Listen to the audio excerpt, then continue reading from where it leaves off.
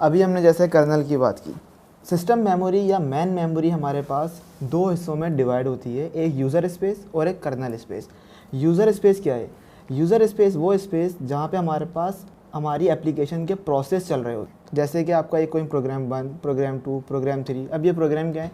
आपका कोई ब्राउज़र, आपकी कोई गेमिंग एप्लीकेशन या आपकी कोई मीडिया प्लेयर, ये तमाम जितने भी प्रोसेस चलते हैं ये हमारे पास यूज़र स्पेस में चलते हैं। अब आपसे अगर मैं ये कहूँ कि आप कोई एप्लीकेशन बनाएं, तो उस एप्लीकेशन को जो आप कोड करेंगे वो आपके पास यूज़र स्पेस में होगा।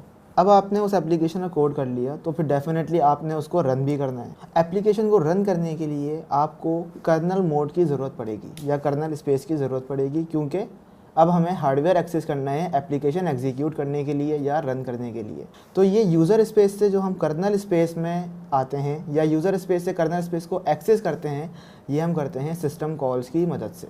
सिस्टम कॉल्स हमारे पास सर्विसेज प्रोवाइड करता है या रिक्वेस्ट सेंड करता है यूज़र स्पेस से कर्नल स्पेस को कि हमें इस वक्त इस हार्डवेयर की ज़रूरत है।